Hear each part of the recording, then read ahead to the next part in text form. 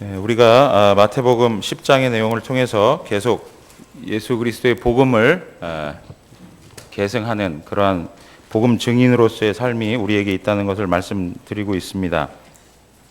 여러분, 우리가 복음의 증인인 것을 확신하십니까? 우리 복음의 증인입니다. 그래서 우리가 어느 곳에 있든지 우리를 통해서 주 예수 그리스도가 드러나야 되는 것입니다.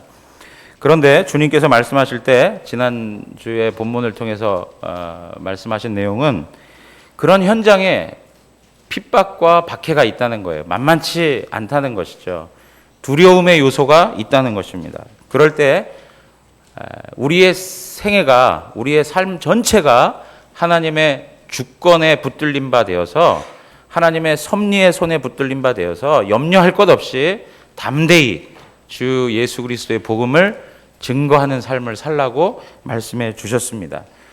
두려워하지 말고 오히려 다른 많은 사람들 앞에서 자기 자신이 가지고 있는 복음에 대한 고백을 시인하라, 그렇게 말씀을 나누었습니다. 시인하라.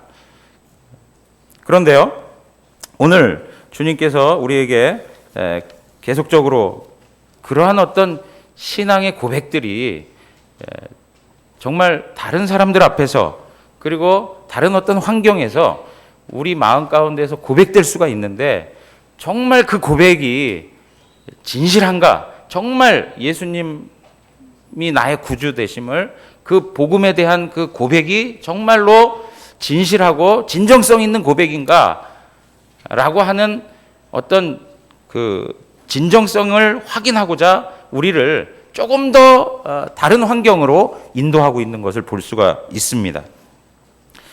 오늘 본문에는 그걸 이제 두 가지의 영역으로 우리를 안내해주고 있는 것을 보게 되는데요.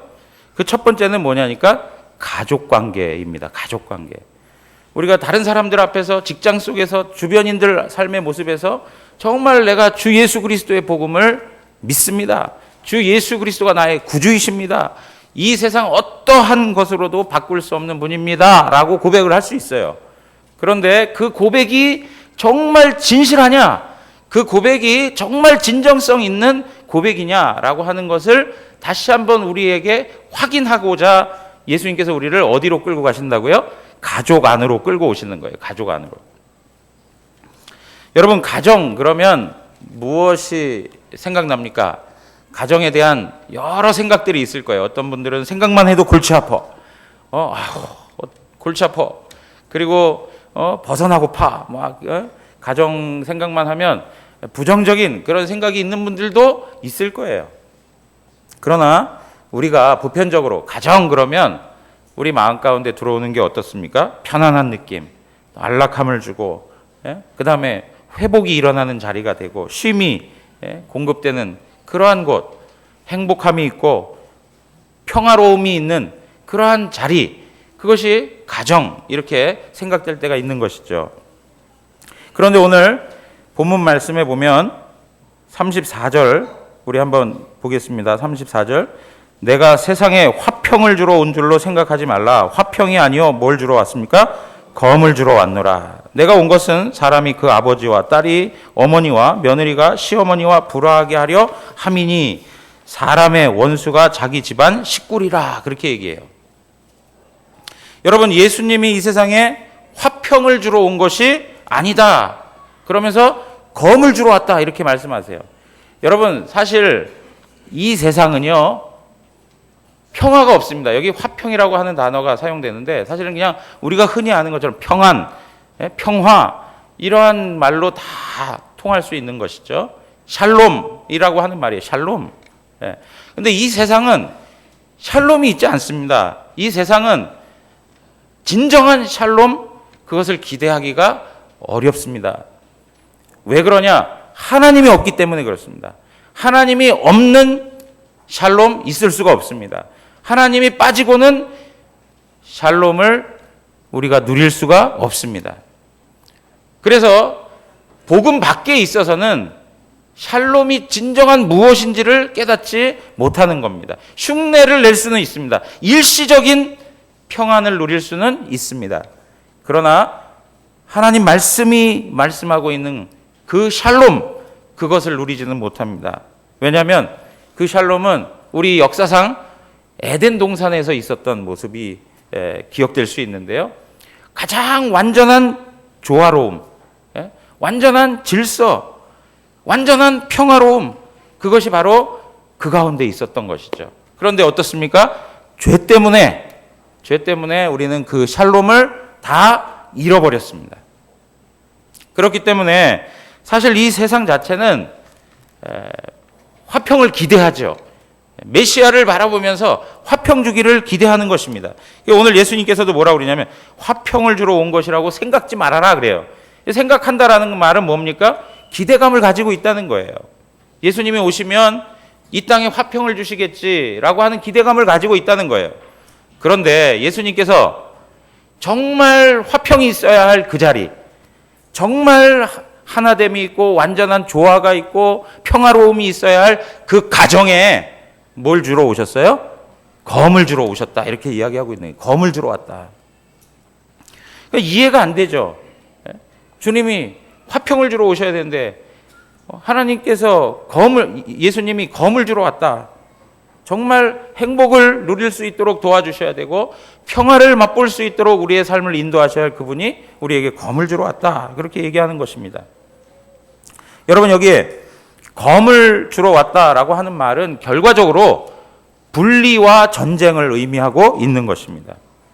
둘로 나뉘어지게 한다는 거예요. 여기 불화하게 한다라고 하는 표현이 있지 않습니까? 불화하게 한다. 불화하게 한다라는 표현은 둘로 나뉘어진다라고 하는 의미를 가지고 있습니다. 자, 그렇다면 예수님께서 이렇게 세상을 둘로 나누셔가지고 편가르기를 해서 무슨 세상적인 성공, 세상적인 업적, 세상적인 권세, 권력, 세상 나라의 영광을 구하기 위해서 이렇게 하신 것이냐? 그것은 아니란 말이죠. 예수님이 잡히시던 밤에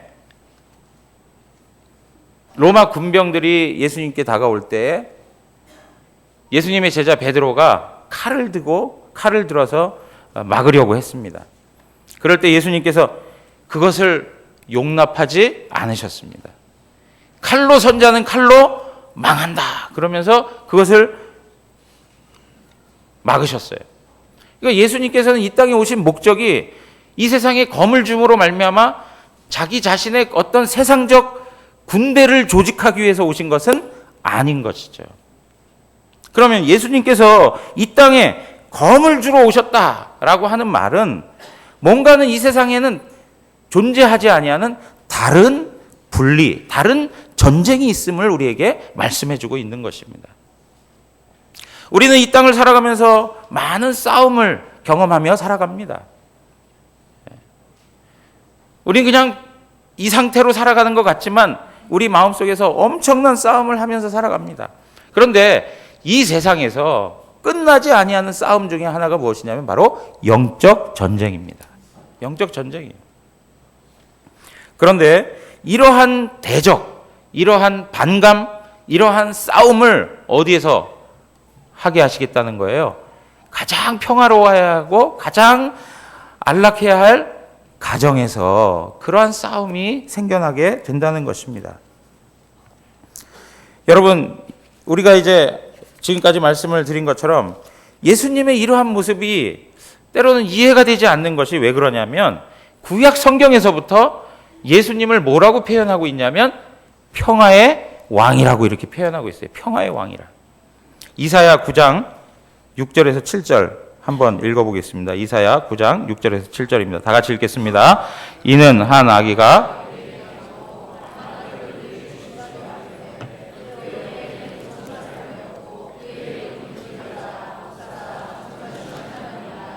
영존하시는 아버지라 평강의 왕이라 할 것임이라. 그 정사와 평강의 더함이 무궁하며 또 다윗의 왕자와 그의 나라에 군림하여 그 나라를 굳게 세우고 지금 이후로 정의와 공의로 그것을 보존하실 것이라. 만군의 여호와의 열심히 이를 이루시리라. 아멘. 여러분, 이사야 9장 말씀은 메시아 예언에 대한 말씀입니다. 그런데 그 메시아가 어떠한 존재로 오시느냐? 오늘 본문 말씀해 보니까 평강의 왕이라 그랬습니다. 평강의 왕이라. 그래서 우리 주님이 오실 때에 신약에 있는 복음서들이 표현할 때, 특별히 누가복음에 보면 하늘에는 영광이요 땅에는 평화로다 그랬어요. 평화의 왕이 오시는 거예요. 평화의 왕. 마태복음 5장 9절에도 보면 화평케 하는 자는 복이 있나니 그들이 하나님의 아들이라 일컬음을 받을 것이요 그랬습니다. 화평을 주러 오셨다. 화평케 하라. 그렇게 말씀하고 있어요. 산상수훈의 말씀을 통해서도 형제에게 노하지 말아라. 형제에게 욕하지 말아라. 미련한 놈이라고 말하지 말아라. 그죠? 그리고 어떤 이가 오른뺨을 때리면 어떻게 하라고요? 왼뺨을 대줘라. 예. 오리를 가자 하면 십리를 가자. 여러분, 예수님께서 산상수훈의 말씀을 통해서 하신 말씀의 내용들을 보면 전부 뭐예요? 얼마나 평화의 왕으로서의 합당한 말씀인지 몰라요. 그런데 그분이 오늘 이 본문에서 그 내용과는 마치 모순되는 것처럼 우리에게 뭐라고요? 검을 주러 왔다는 거예요. 화평을 주러 온 게 아니라 검을 주러 왔다 그래요. 이 이야기는 우리 성도들로 하여금 이 세상과 완전히 분리되어서 믿지 않냐는 사람들과 싸우며 살아라 그런 얘기를 하자는 게 아니에요. 세상 등지고 세상과 분리된 근본주의자, 분리주의자로 살아가라는 이야기가 아니에요. 여러분, 여기 이 근래가 아니라 뭐 한참 됐죠. 계속적인 테러가 일어나고 있습니다. 이슬람 테러. 그럼 대부분이 보면 우리는 이슬람 전체가 다 그런 거라고 생각하겠지만 이슬람 사람들 중에도 어떤 사람들이 있는 거예요? 극단주의자들이 있는 거예요. 예. 근본주의자들이 있는 거예요. 마치 우리 기독교 신앙의 내용에 있어서도 그러한 삶을 추구하며 살라는 것이 아니에요. 여러분, 그러면 오늘 이 말씀은 우리에게 무엇을 설명해 주고 있는 것인가? 오늘 본문 말씀 보니까 뭐라고 얘기하냐면 내가 35절에 보면 내가 온 것은 그래요. 내가 온 것이 결국에는 불화를 만드는 거예요. 예수님이 오신 것이 결국에는 둘로 나뉘어지게 하는 거예요. 여러분, 예수님이 오신 것, 그게 무엇입니까? 메시아가 이 땅에 오신 것 자체가 복음이에요, 복음. 그러니까 복음이 이 땅에 옴으로 인하여서 나타나는 현상이 뭐예요? 둘로 나뉘어진 거예요. 예수님께서 이 땅에 오셔서 하신 일이 무엇입니까? 죄인들을 위하여 구원하시는 일들이에요. 죄인들이 예수 그리스도를 통해 구원받는 것, 예수 그리스도의 죽으심과 부활하심을 통해서 이 세상은 둘로 분명하게 갈려지고 있다라는 것을 말씀해주고 있는 거예요. 그러니까 예수님께서 이 땅에 오신 것 자체가 뭐예요? 불화하게 만드는 그러한 방식이 되는 것을 설명해주고 있는 것입니다. 그런데 여러분, 이러한 분리, 이러한 나뉘어짐이 예수님 그 당시에 갑자기 이루어진 나누어짐이 아니라 언제요? 창세기에 있는 말씀으로 거슬러 올라갈 수 있는 거예요. 창세기 3장 15절에 있는 말씀 한번 살펴보겠습니다. 다 같이 읽겠습니다. 내가 너로 여자와 원수가 되게 하고 내 후손도 여자의 후손과 원수가 되게 하리니 여자의 후손은 내 머리를 상하게 할 것이요 너는 그의 발꿈치를 상하게 할 것이니라 하시고. 여러분, 여기에 죄에 빠진 인간들에게 하나님께서 주신 최초의 복음입니다. 최초의 복음. 그래서 우리는 이걸 원시복음이라 이렇게 이야기합니다. 최초의 복음이에요. 그 복음의 내용이 무엇입니까? 여자의 후손과 뱀의 후손의 싸움을 이야기하고 있습니다. 여자의 후손이 뱀의 후손의 머리를 상하게 하고 뱀의 후손이 여자의 후손의 발꿈치를 상하게 한다. 여러분 잘 알고 있지만 이 싸움, 이것은 십자가에서 가장 절정을 이루게 되어 있습니다. 이것은 십자가의 그 사건을 미리 창세기에서 말씀해주고 있는 것이죠. 이 역사는 바로 뱀의 후손, 사단의 역사와 그 다음에 하나님의 계보, 여자의 후손의 역사로 갈라질 수 있습니다. 그래서 역사에서 끊임없이 이 두 세력은 대립하며 살아왔습니다. 가인과 아벨이 그랬습니다. 아벨이 가인에 의해서 죽으니까 하나님께서 셋을 허락해 주셔서 하나님의 계보를 이어가십니다. 모든 세상이 다 죄악으로 오염되고 부패하다 보니까 하나님께서 어떻게 해요? 노아를 통해서 또 하나님의 계보를 이어가십니다. 하나님은 역사 선상에서 끊임없이 여자의 후손을 세워가기 위한 하나님의 일하심을 해 가십니다. 철저히 세상은 두 세력의 싸움으로 나타나는 것이죠. 이삭과 이스마엘의 싸움처럼 그렇게 역사는 흘러온 것입니다. 사랑하는 성도 여러분, 여러분들은 여자의 후손입니까? 뱀의 후손입니까? 예? 우리는 여자의 후손입니다. 그러므로 우리에게 복음은 철저한 분리를 낳고 있는 것입니다. 철저한 분리를 우리에게 안겨주는 것입니다. 가족 안에 사단의 후손이 있고 여자의 후손의 그런 계보가 함께 공존할 수 있는 것입니다. 그렇기 때문에 이러한 분리됨이 우리 가운데 있다는 것을 예수님께서는 말씀해 주시는 것입니다. 어디에 소속해 있는가? 내가 어떠한 곳에 소속되어 있는가? 이 문제를 이야기하고 있는 것입니다. 여러분 잘 알고 계시지만 이스라엘 유대 사회는 우리 한국하고 굉장히 유사한 부분이 많습니다. 우리 한국도 보면 지금은 많이 붕괴되고 많이 와해되어 있지만 가족 공동체의 그 끈끈함은 말로 표현할 수가 없습니다. 근데 유대인들은 더합니다. 더해. 그러니까 예수님 당시 1세기 유대 사회만 해도 예수님이 이러한 말씀을 하실 때 정말 그 사람들이 받아들이기에는 황당한 말씀일 수 있는 거예요. 얼마나 끈끈한 가족 공동체인데 우리 흔히 얘기하는 것처럼 피는 물보다 진하다. 그죠? 그래서 아버지에게 조금만 불순종해도 엄청난 책망을 들을 수 있는 사회. 가장을 중심으로 아주 끈끈이 뭉쳐있는 그런 혈연 사회. 그게 바로 유대 사회였습니다. 그런데 그런 사회에서 분리가 일어난다는 거예요. 둘로 나뉘어지는 일들이 발생한다는 거예요.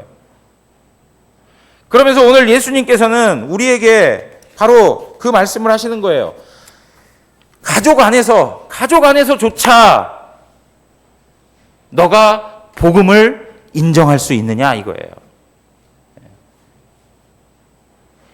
가족들이 반대하는 그 복음을 너가 그들 앞에서도 시인할 수 있느냐라고 하는 그 질문을 우리에게 하시는 거예요.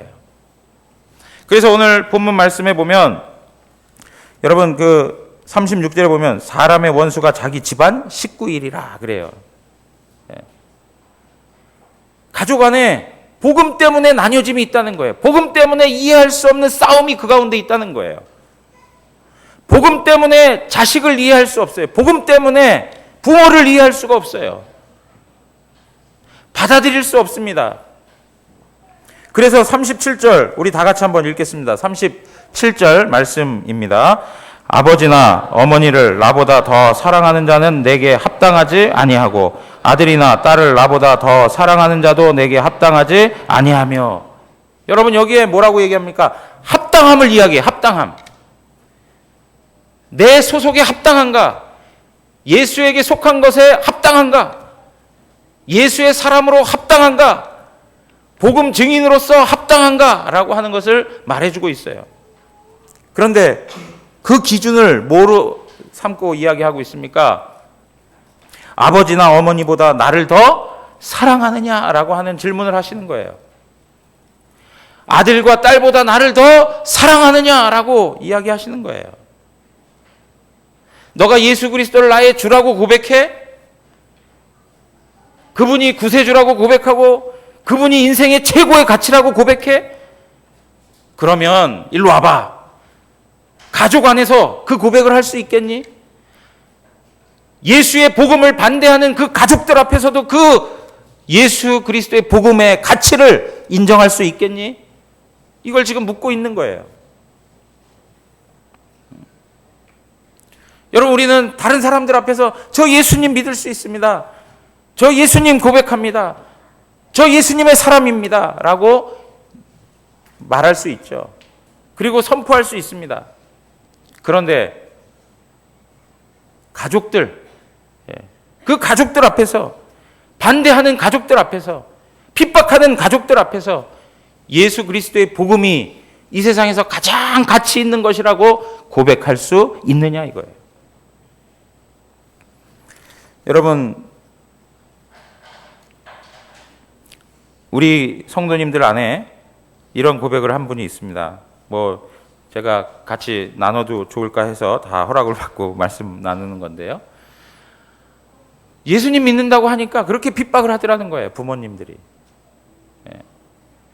예수님 믿는다고 하니까 경제적으로 막 제한이 들어오기 시작하는 거예요. 삶을 살아가는 데 있어서 생활할 수 있는 그런 경제적 지원을 끊고 그러는 일들로 인해서 많은 어려움을 경험하며 살았다는 거예요. 그리고 어느 날은 집에 그냥 가둬놔가지고 그냥 그 자유롭게 예배당에 가서 예배하고 하는 것들에 대해서 못마땅히 생각하니까 더 이상 안 되겠다 싶어서 집에다가 이제 가둬놓고 문을 잠궈버리고 했대요. 그러면 또 그 창문을 어떻게 해서 열어가지고 담벼락을 넘어서 또 예배당에 가가지고 예배하고 오고.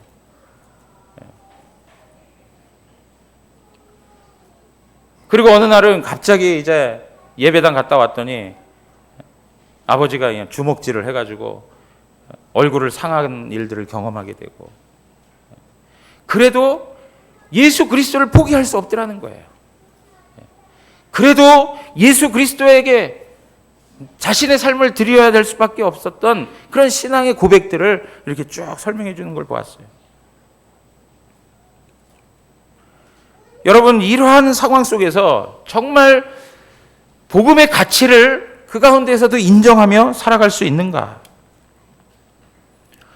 제가 지금 말씀드리는 것 부모님에게 함부로 하라는 거 아닙니다. 부모님 공경하지 말라는 이야기를 하는 게 아닙니다. 복음의 가치를 얼마만큼 하나님 앞에서 이 삶의 현실 속에서 고백하며 살아가느냐 하는 문제인 것입니다. 오늘 주님께서는 우리에게 이 사랑의 관계, 가장 강력한 관계, 이러한 곳에서 너가 대적자가 생겨나고 핍박이 일어나고 복음에 대하여서 반대하는 일들이 생겨날 때라도 예수 그리스도의 복음을 붙들고 살아가겠느냐라고 우리의 복음에 대한 고백을 확인하는 것입니다. 사랑하는 성도 여러분, 오늘 읽어주셨던 37절에 있는 말씀, 그것이 우리에게 묻는 하나님의 질문입니다. 아버지와 어머니보다 더 나를 사랑하느냐? 딸과 아들보다 더 나를 사랑하느냐? 우리 그런 얘기 많이 하지 않습니까? 자식 문제는 쉽지가 않은 것 같습니다. 이게 다 부모들의 마음입니다.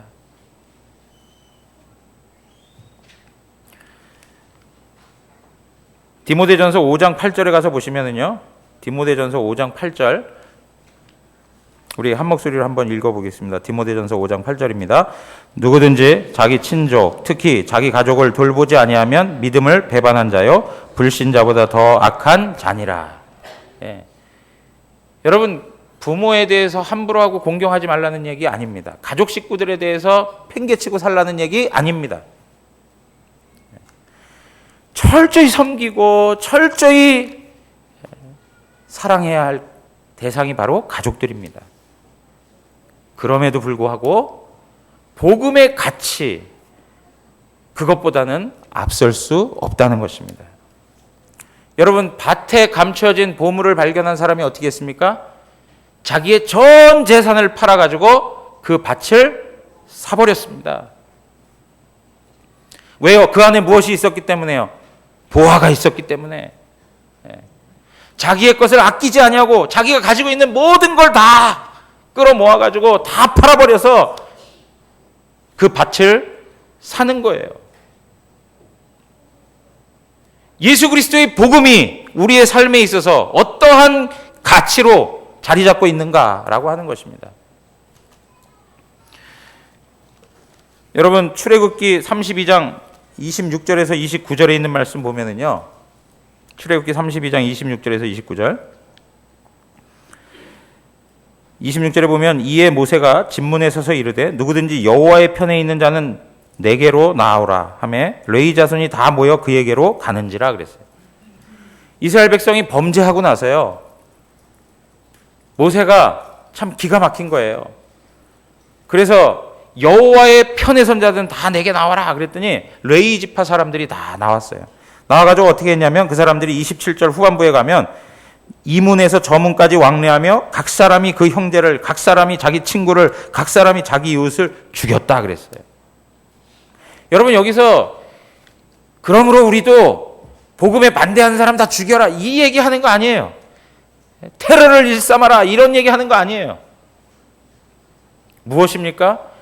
어떠한 가치보다, 이 세상의 어떠한 것보다 하나님을 편드는 것이 중요하다는 거예요.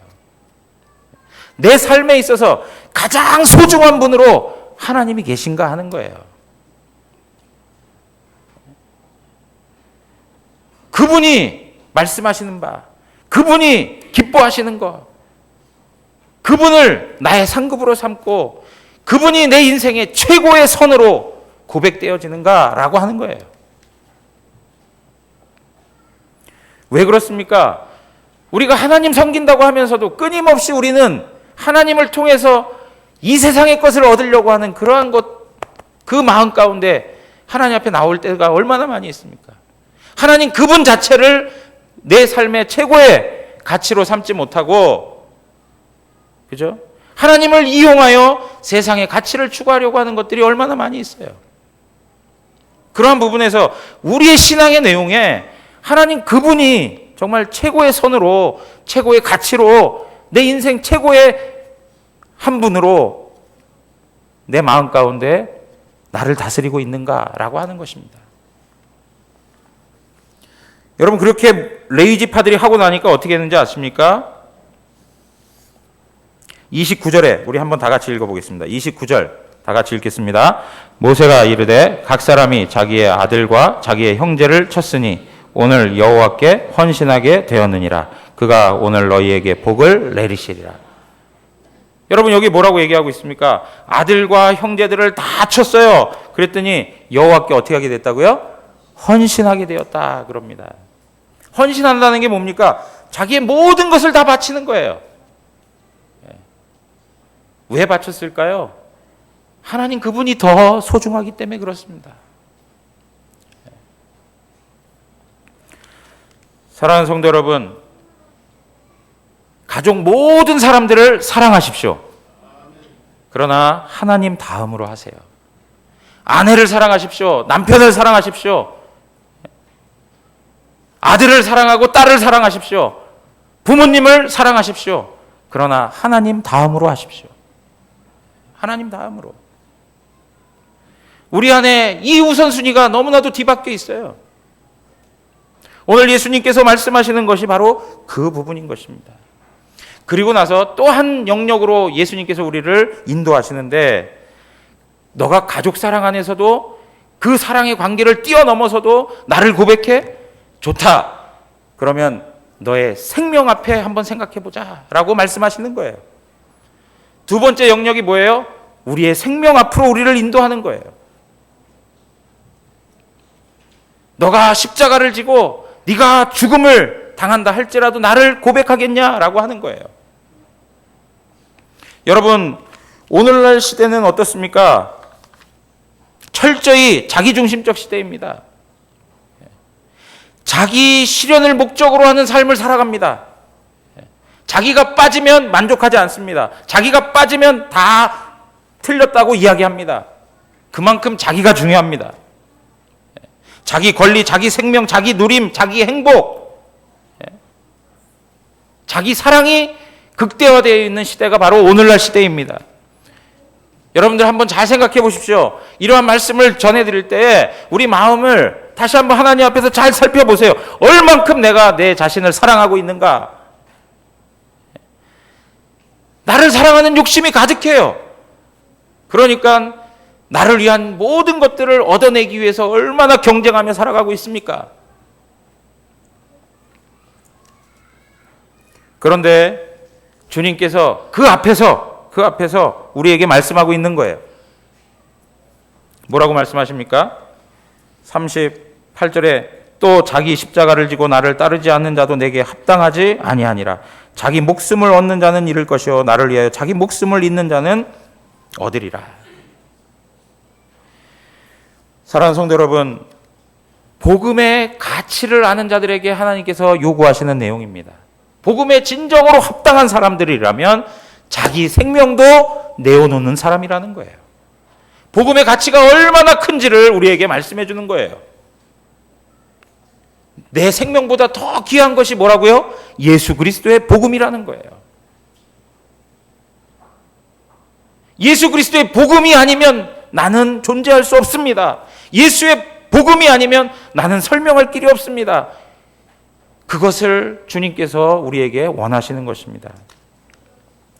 사랑하는 성도 여러분, 온전한 신앙 고백은 자기 사랑에서 벗어나서 자기를 부인하는 데 있습니다. 자기를 부인해야 돼요. 자기를 죽여야 돼요. 자기 십자가를 지는 것은 자기가 매일매일 죽어가는 거예요. 어떻습니까?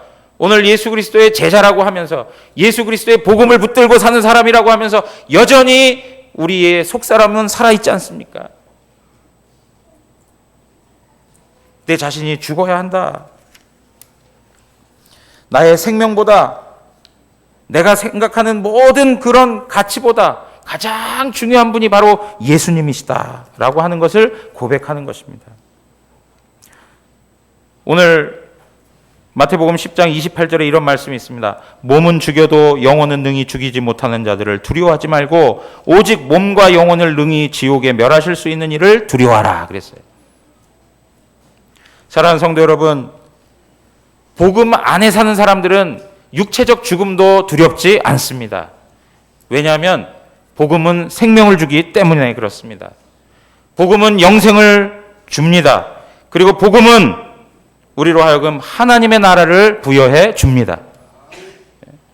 예수 그리스도의 복음만이 우리로 하여금 영원한 생명에 이르게 할 수 있습니다.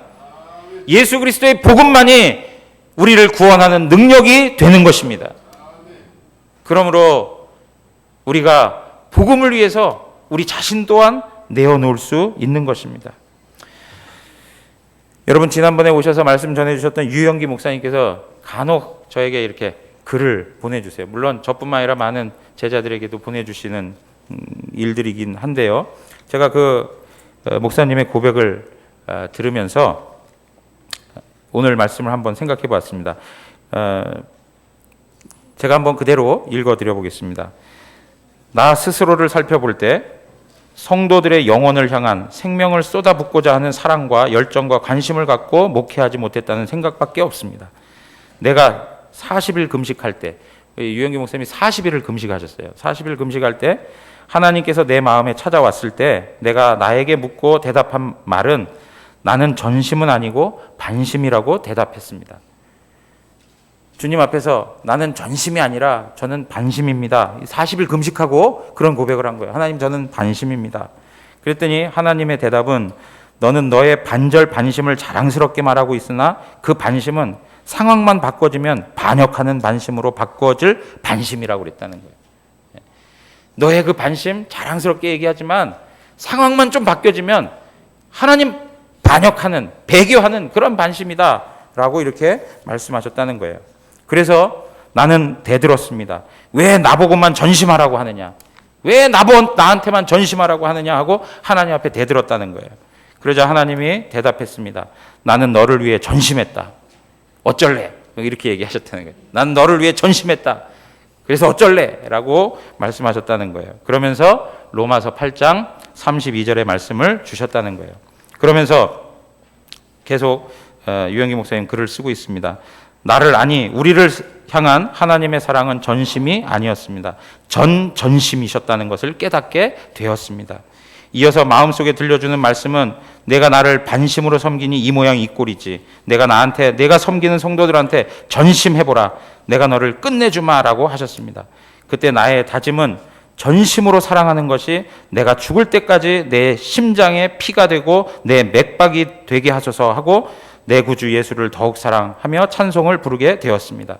지금도 가끔 그때를 생각하며 부르곤 합니다. 지금 하나님께서 누가 나에게 너 지금 전심이냐 반심이냐 라고 묻는다면 나는 감히 전심이다 라고 대답할 자신이 없습니다. 그러나 전심을 향해 몸부림치려 하고 있다고 감히 말하고 싶습니다. 우리 이제부터 전심을 향해 몸부림치며 달려갔으면 합니다. 하나님이 감동으로 우리에게 소명으로 주신 이 길에서 들어선 우리의 선배이신 바울처럼 스승이신 정함처럼 우리의 생명을 귀한 것으로 여기지 말고 하나님을 감동시켜드리며 이 한 길을 갑시다. 주님 앞에 서는 날까지 우리보다 앞서 우리에게 본을 보여주신 사도 바울과 정함 선생을 만날 그날까지 말입니다. 여러분, 이렇게 40일 금식을 하면서 주님 전심으로 주님 앞에 살아가겠습니다. 주님 전심으로 주님 앞에 내 삶을 드리겠습니다. 라고 고백할 수 있는 이유가 무엇일까요? 우리가 가족들 앞에서도 반대하는 많은 사람들 앞에서도 그리고 내 생명 앞에서도 내가 정말 주님 사랑합니다. 내가 주님을 전심으로 사랑합니다. 나는 주님을 포기할 수 없습니다. 라고 말할 수 있는 그 이유가 무엇일까요? 그것은 이 목사님에게도 들려줬던 그 말씀 로마서 8장 32절 우리 한번 다 같이 읽어보겠습니다. 로마서 8장 32절 다 같이 읽습니다. 자기 아들을 아끼지 아니하시고 우리 모든 사람을 위하여 내주신 이가 어찌 그 아들과 함께 모든 것을 우리에게 주시지 아니하겠느냐. 여러분 믿으십니까?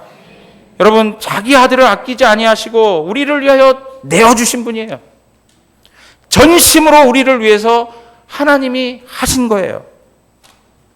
아들을 아끼지 아니하고 내어주실 정도의 전심을 가지고 내 영혼을 건져내시고 구원하시고 살피시는 이가 우리 하나님이세요. 그것이 복음이에요. 그것이 복음. 그렇기 때문에 그 복음을 나는 부인할 수가 없는 거예요. 사랑하는 성도 여러분, 그 이전에 하나님께서 우리 가운데 찾아오셔서 우리에게 허락하셨던 그 복음의 감격이 지금 어디에 있습니까? 내 생명 전체를 하나님 앞에 드리겠다고 고백했던 내 심장을 뜨겁게 하고 내 마음을 뜨겁게 하며 주님을 향하여 사랑합니다라고 고백하게 했던 그 복음의 가치가 지금 우리의 삶에 어디에 있습니까? 오늘도 살아계신 하나님, 우리를 구원하시고 우리에게 은혜 주시는 그 하나님은 우리로 하여금 다시 한번 이 전심의 마음을 받기 원하시는 것입니다. 오늘 이 시간에 다시 한번 우리의 심령을 하나님 앞에 내어놓고 하나님, 나의 마음이 너무나 냉랭합니다. 나의 마음이 너무나도 싸늘합니다. 복음에 대하여서 너무나도 무기력합니다. 주님 은혜를 주시옵소서. 예수 그리스도의 복음이 내 심장에 다가오게 하시고 내 영혼에 뜨겁게 불태우는 은혜가 되게 해 주시옵소서. 이런 고백을 가지고 하나님 앞에 나갈 줄 믿습니다. 그래서 오늘 이 말씀이 허락하는 내용이 무엇입니까? 너가 정말 나를 사랑하느냐? 너가 정말 나를 고백하느냐? 그것을 가족 안에서 그리고 나의 생명이라고 하는 것 앞에서 지금 우리에게 묻고 있는 것입니다. 사랑하는 성도 여러분, 그러한 복음의 사람으로 살아갈 때에 우리를 영접하는 자는 누구를 영접하는 거라고요? 하나님 그분을 영접하는 것입니다. 우리가 얼마나 위대한 존재인지, 우리가 얼마나 하나님 앞에 영광스러운 존재냐면, 우리 자신이 다른 사람이 우리 자신을 영접하고 받아들일 때 그의 영혼이 하나님을 보게 되고, 그의 영혼이 거듭남을 경험하게 되고, 그의 영혼이 하나님 나라를 누리게 된다는 것입니다. 우리의 영혼, 우리의 한 사람 한 사람이 하나님 앞에서 얼마나 복되고 영광스러운 것인가를 그 다음의 말씀들이 우리에게 설명해 주고 있는 것입니다. 사랑하는 성도 여러분, 복음 안에서 다시 한번 그 능력을 경험하며 살아가는 은혜가 있기를 원합니다.